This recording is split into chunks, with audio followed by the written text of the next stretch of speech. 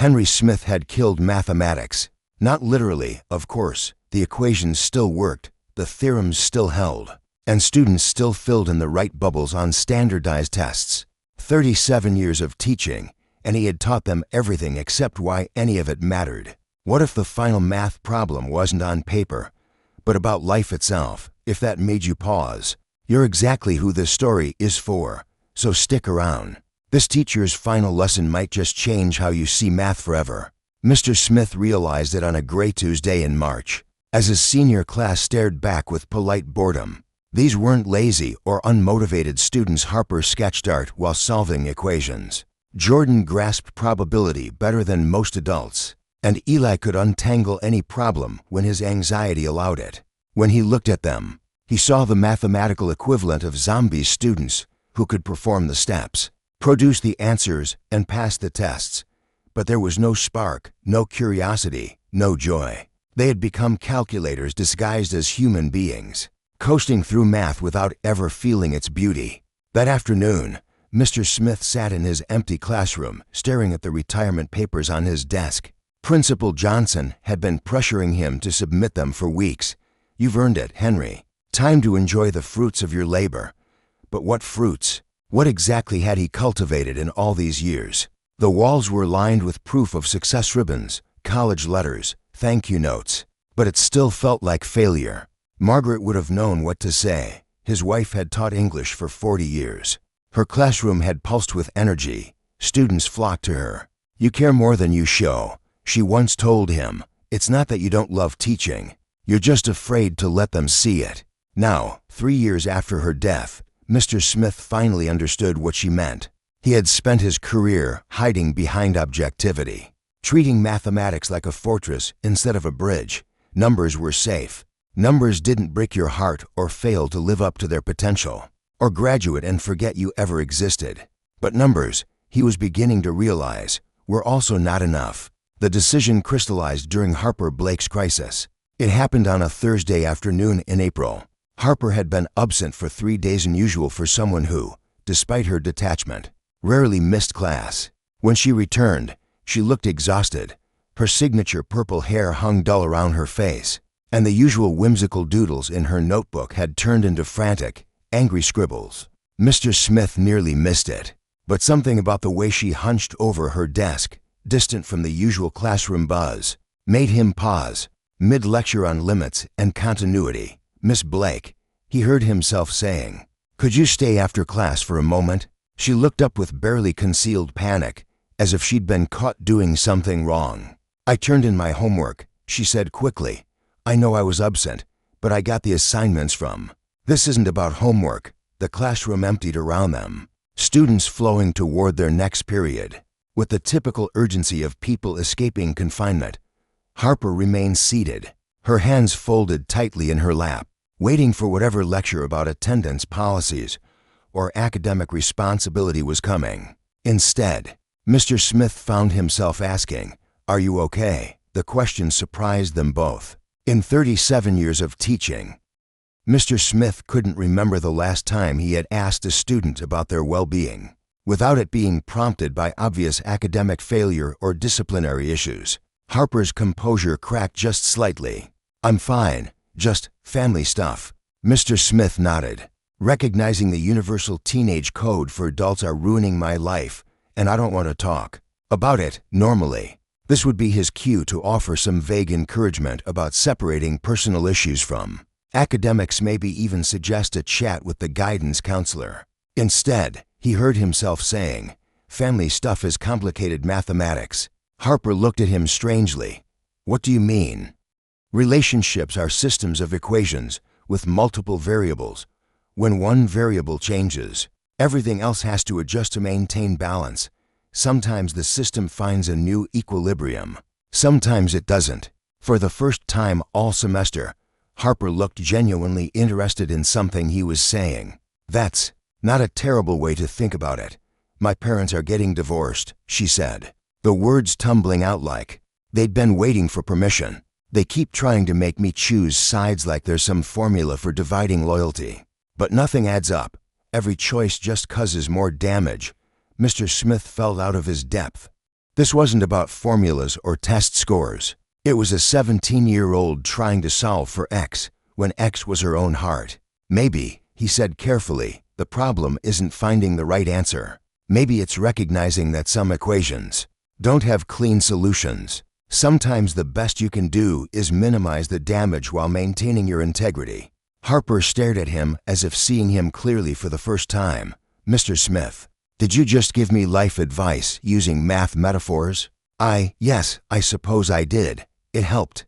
That evening, Mr. Smith drove home past neat rows of suburban houses orderly, like solved equations. But inside, he knew, were lives full of variables no formula could fix. Families like Harper's, struggling to rebalance what had once felt stable. He thought of Jordan Ford, asking sharp questions about statistics, but never saying why. Of Eli Steele, brilliant with numbers yet burdened by something unspoken. And of all the students he'd taught to solve problems, he had not helped them see how math connects to life. What if mathematics could be more than an academic exercise? What if it could be a tool for understanding, for problem solving, for making sense of the beautiful chaos of human existence? The idea came to him late that night, while grading quizzes. The answers were right technically but lifeless, like students were following recipes without knowing why the ingredients mattered. They could calculate interest, solve for X, graph a parabola but not for happiness, justice, or meaning.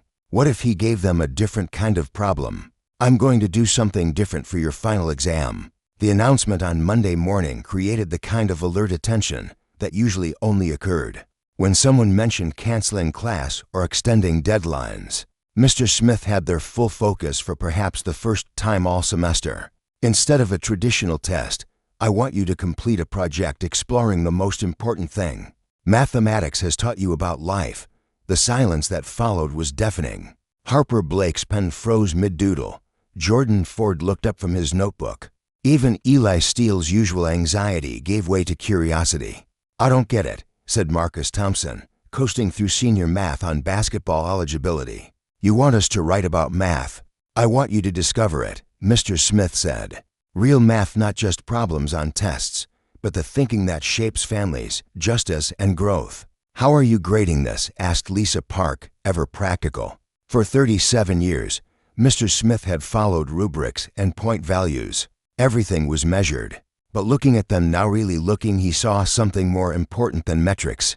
You'll know when it's good, he said, and so will I. Questions poured in. Could it be a group project?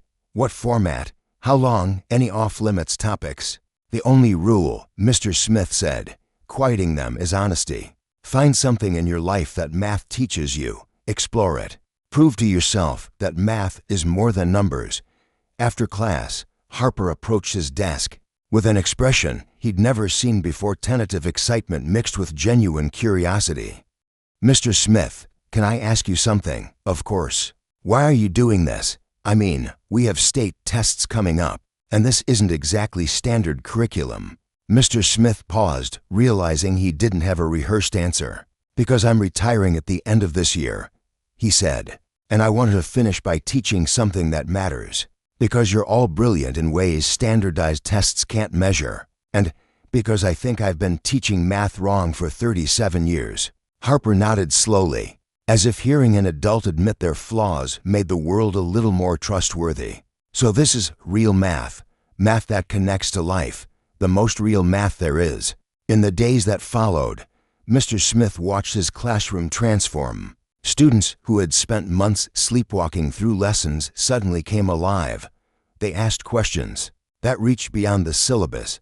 They started noticing math in everything: part-time jobs, family tensions, friendships, fears, and future plans. Equations turned into metaphors.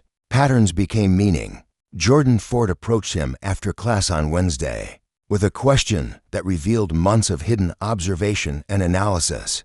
Mr. Smith, is there a mathematical way to measure fairness? What do you mean? I've been thinking about my neighborhood, Jordan said. Why do some families have opportunities and others don't? There are patterns, but I'm not sure if they're mathematical or if it even matters.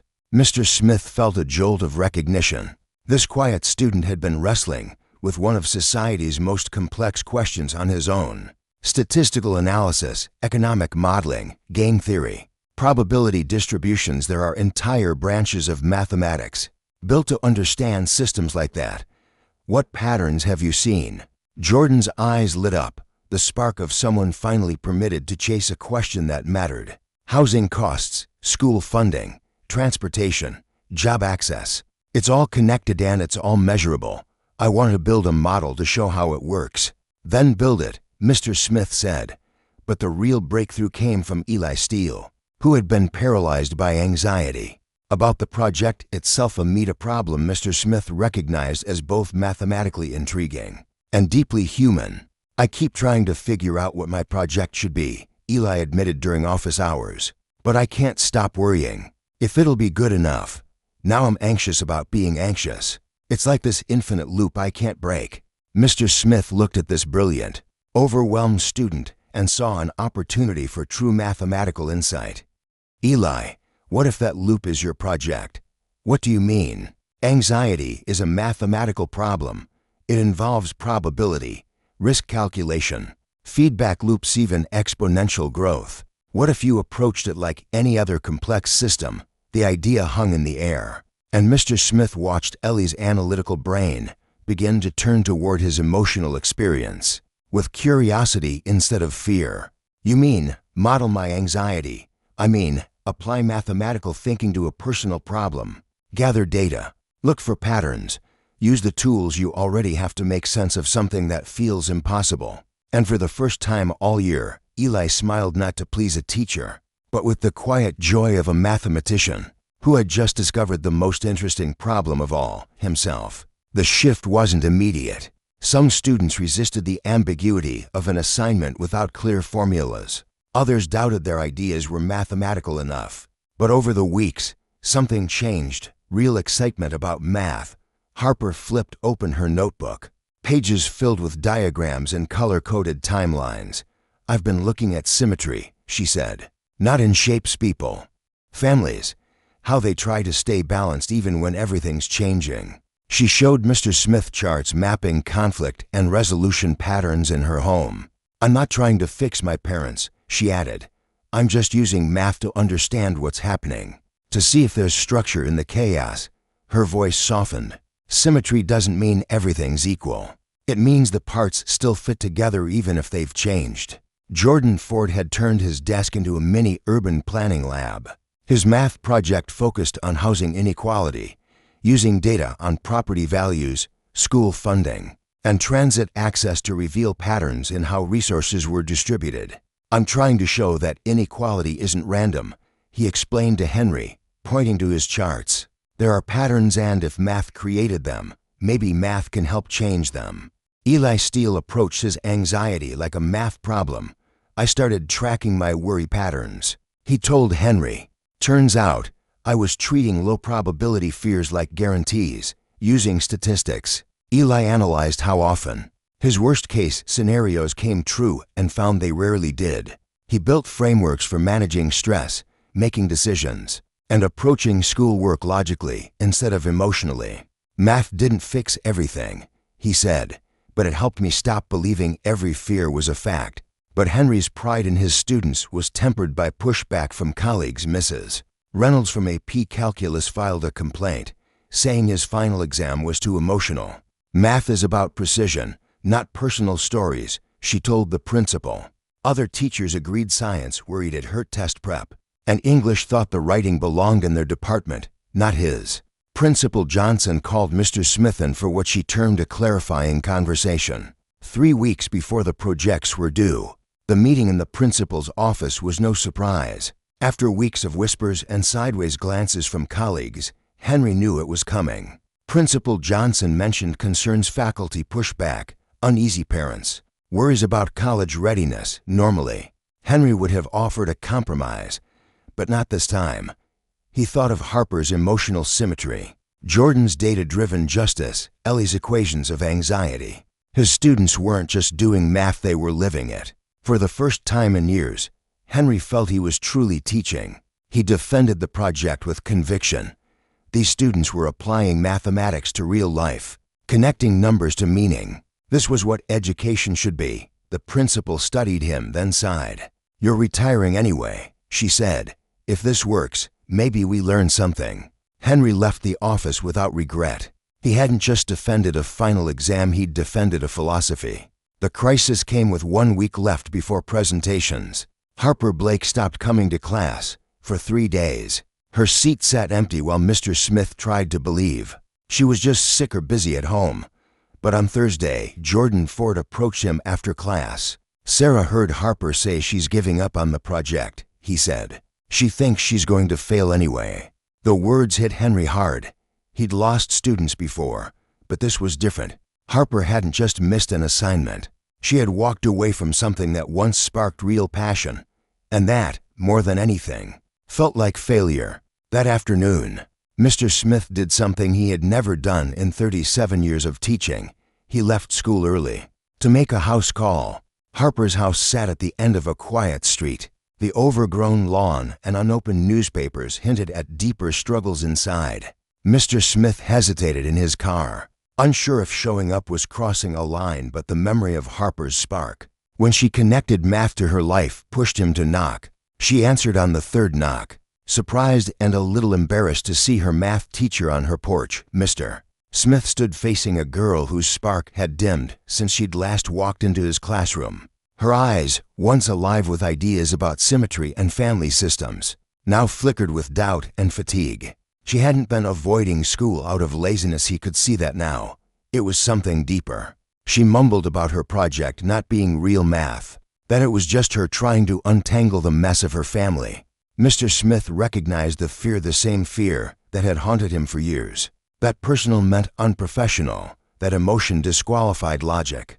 He gently reminded her, not with a lecture but with quiet conviction, that the greatest mathematical breakthroughs often emerged from personal necessity. Real mathematics, he believed, came from trying to solve problems that mattered. She listened, but the weight of her world still hung heavy. "They fought again last night," she admitted, "and no equation can fix that." Mr. Smith didn't try to offer a solution. He simply stood there, a silent affirmation that her work mattered, not because it solved everything, but because it tried to understand what felt unsolvable. Mr. Smith could see it, the quiet unraveling of belief, that understanding something would automatically make it better. Harper had reached the inevitable moment in any meaningful learning process, the realization that knowledge, while powerful, couldn't fix everything. He didn't sugarcoat it.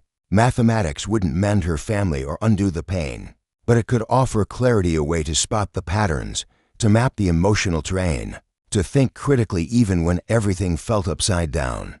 That was the heart of her project, not solving the problem, but learning how to stay steady in the middle of it. And in that, she had already succeeded. Harper stared down at the notebook in her lap, then looked up with quiet urgency. "What if it still hurts even when I understand it?" Mr. Smith sat beside her, voice steady. "Then you've done the hardest kind of math," he said. "You've found meaning in the equation, even when the answer doesn't give you peace." She didn't respond right away, but something in her posture softened, as if she no longer needed the pain to disappear in order to keep going. 2 days later, Harper returned with a project that blended personal insight and scholarly research, family dynamics, divorce statistics, and models of relationship stability, all woven into a meaningful exploration others could learn from. But Harper's crisis had revealed a larger problem that Mr. Smith hadn't anticipated. Other students were struggling, too. Marcus couldn't find the math in his topic, while Lisa feared her work wasn't rigorous enough to show real learning. With 3 days until presentations began, Mr. Smith realized that his unconventional final exam was in danger of becoming an unconventional failure. On Monday morning, Mr. Smith stood before his class not with instructions, but with an unexpected admission. After decades of certainty, of grading predictable answers and staying within the safe lines of curriculum, he acknowledged the unfamiliar ground they were all standing on. This project was different, uncharted, and he, their teacher, didn't have all the answers. He spoke not as an authority figure, but as a fellow learner, someone willing to take a risk alongside them. He named what he had seen in their work: Harper's exploration of family patterns, Jordan's mapping of social systems, Ellie's data-driven path through anxiety not as assignments, but as acts of insight. Mr. Smith stood before the class, no longer the quiet, precise instructor they'd known all year, but someone changed, open, vulnerable. He had watched them wrestle with uncertainty, stretch beyond formulas, and risk sharing parts of themselves through their projects. Now, it was his turn to take a risk. Rather than delivering another rubric or expectation list, he offered a shift in perspective. They wouldn't present to him, but to one another as thinkers, mathematicians, as people who had something real to say. It wasn't about grades anymore. It was about insight, connection, and courage. And if it doesn't work, he said quietly, if your projects don't meet some external definition of mathematical rigor or academic legitimacy, then that's my failure as a teacher, not your failure as students. With those words, something shifted.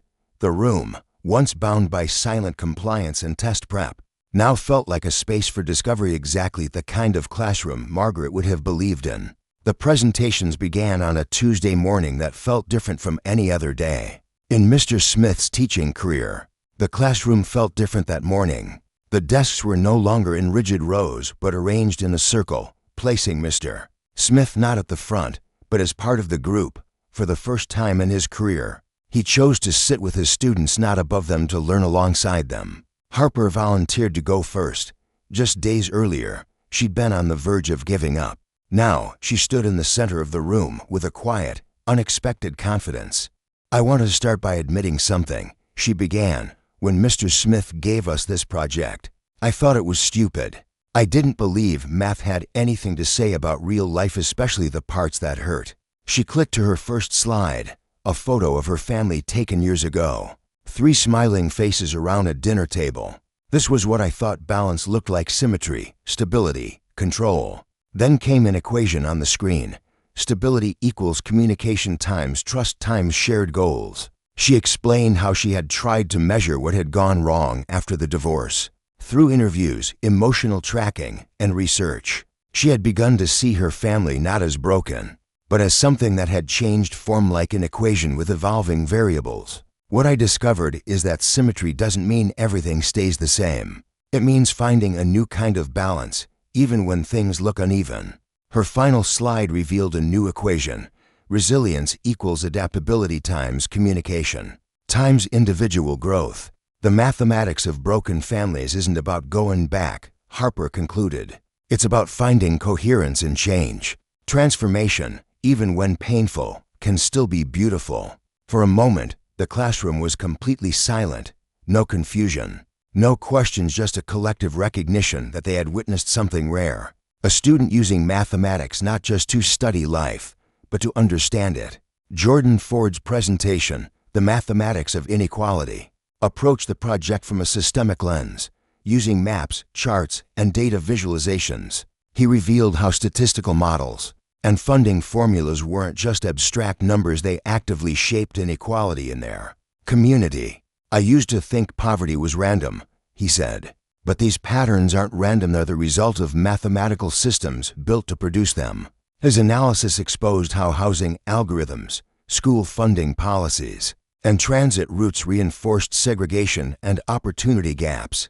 But Jordan didn't stop at critique. He proposed solutions: alternative funding models, redesigned transit maps, policy shifts grounded in equity. Mathematics isn't neutral, he concluded. If we want different outcomes, we need different equations. Watching him speak with quiet conviction, Mr. Smith saw more than a student, he saw a future changemaker, using mathematics as a force for justice. Eli Steele's project, The Statistics of Anxiety, was both methodical and deeply personal. He had tracked his worry patterns for months, analyzing how often his fears came true versus how often they didn't. I thought anxiety meant I wasn't strong enough for school, he said, showing charts comparing his stress levels to actual outcomes. But when I treated it like a data problem, everything changed. His findings revealed a consistent pattern. He drastically overestimated risks and underestimated his resilience. Using probability models, Eli reframed his fears, created decision-making tools, and developed study habits grounded in data. Anxiety isn't weakness, he concluded. It's just flawed math, and now I know how to correct it. Over 3 days of presentations, Mr. Smith felt something new in his decades of teaching genuine awe. His students weren't just demonstrating academic skill, they were making personal discoveries, using mathematics to understand their lives and help others. The final day brought the real revelation. These students had done what he hadn't.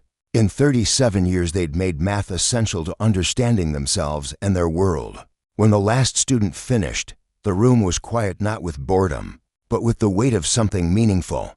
No one was in a rush to leave. Harper raised her hand. "Mr. Smith, why didn't we do math like this all year? Why all those problems that didn't connect to anything real?" Mr. Smith didn't hesitate. "Because I was afraid. Afraid that personal math would be messy, hard to grade, too revealing. Afraid you'd see me as more human than teacher." He paused, letting the silence settle. "But your work, Harper's on family dynamics.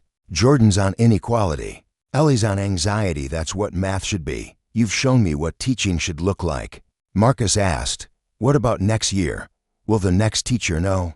"I'm leaving your projects and everything I've learned. Whether they continue, it is their choice," Lisa added. "And if they don't, then you carry this with you into college, work, life. And maybe, someday, you'll change how math is taught." As the bell rang and students gathered their things, Mr. Smith felt something rare. He had taught something that would last. The final projects had been presented. The grades were in. The classroom that once buzzed with questions and quiet breakthroughs now sat still, waiting. Retirement was official. But before the next chapter could begin, Mr. Smith had one last visit to make. The classroom hadn't changed. Same chipped desks, same humming lights, same quiet air thick with memories. Mr. Smith stood at the doorway for a moment, fingers brushing the doorframe like it might remember him. He wasn't here to teach today. He was here to say goodbye. The students were waiting, those who had once filled the room not with noise, but with something deeper, curiosity, grief, growth. They had planned something. He could tell. A hand-painted banner hung above the whiteboard. "Thank you, Mr. Smith." Harper was the first to stand.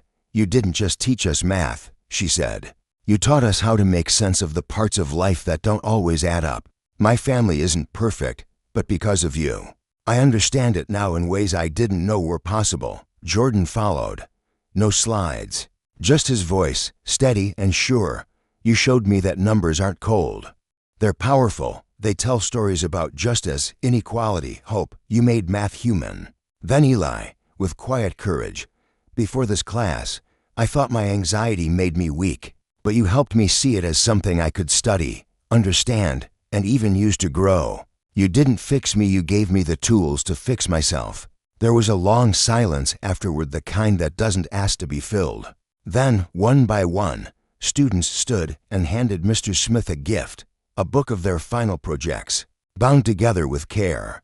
Inside, they had written messages, notes of gratitude, confessions of transformation, memories pressed like flowers between the pages. Mr. Smith opened it slowly, as if it might vanish. His throat tightened. He looked around the room. His roomman spoke without needing to raise his voice. "You gave me the greatest gift a teacher could ask for. Proof that learning can still matter, that math can still matter, that it can change not just minds, but lives." The applause faded. The room slowly emptied, and the echo of gratitude still lingered in the air. Mr. Smith lingered too, long enough to watch his students walk out one final time, their laughter spilling into the hallway like sunlight after a long storm. Later that afternoon, back in the quiet of the teacher's lounge, he returned to the task he had been putting off for weeks, packing up a lifetime. As Mr. Smith was cleaning out his desk, Principal Johnson appeared with a folder in hand.